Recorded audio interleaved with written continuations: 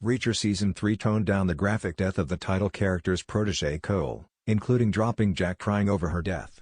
The Lee Child Jack Reacher books have been running for close to 30 years, and despite the title character never really changing or evolving, the series is addictive reading. Reacher has the mind of Sherlock Holmes with the body of Dolph Lundgren, and wherever he shows up, an action movie tends to break out around him. Reacher Season 3 adapts Child's Persuader, where Alan Ritchson's Avenger goes undercover to find an old enemy. While various novels have given Reacher personal stakes in a particular mission or investigation, it's rare for him to get emotional. Reacher is even more stoic in the books compared to Amazon's adaptation, where there are few examples of Jack losing his cool or letting his anger get the better of him. Even in Season 3, when he discovers the mutilated body of his friend and colleague Dominique Kohl, Mariah Robinson, he keeps his emotions in check. Reacher cries after discovering Kohl's mutilated body in Lee Child's Persuader book. Kohl was horrifically mutilated in Persuader. That's not to say Ritchson's Reacher isn't devastated by Kohl's death, but outside of being glass-eyed and clenching his jaw, those emotions remain internal.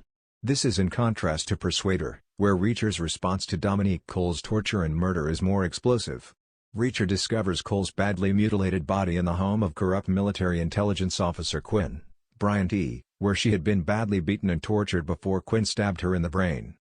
Reacher both vomits and cries after finding Kohl's corpse, noting that it had been at least 20 years since the last time he cried. It's a very vulnerable moment for the character, highlighting how much he cared for Kohl and how vicious her death was. Amazon's show greatly tones down the brutality of Kohl's murder. It's unclear exactly what Quinn did to her, and the episode keeps details of her torture vague. Reacher doesn't have time to cry for Kohl in Season 3. The series condenses the timeline surrounding Kohl's death. Kohl and Reacher had been investigating Quinn for selling classified information, and since Reacher wanted Kohl to receive the credit, he tasked her with arresting Quinn. This proved to be a terrible mistake, and Reacher lives with the guilt for years to come. Season 3 condenses the timeline somewhat so that Reacher finds and confronts Quinn almost immediately after finding Kohl's body. Thus, Reacher had little time to cry over his friend since his mind immediately turned to revenge on Quinn. Reacher captures Quinn, marches him out to a cliff edge and shoots him in the forehead with his own pistol. Logically, that should have killed Quinn in at least 3 different ways, but he miraculously survives.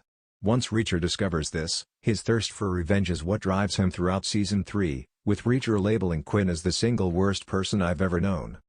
Of course, it's possible Reacher cried for Kohl off-screen, as the trauma and guilt surrounding her killing has never left him. Maybe the showrunners felt it would be distracting to have Ritchson's character being so outwardly emotional, or that it could be cheesy if the execution didn't work. Audiences are used to Jack keeping himself in check, so to have him weeping would have been a bold step. Reacher crying would have been a shocking scene for Amazon's series. The showrunners should have committed to the horror of Kohl's death.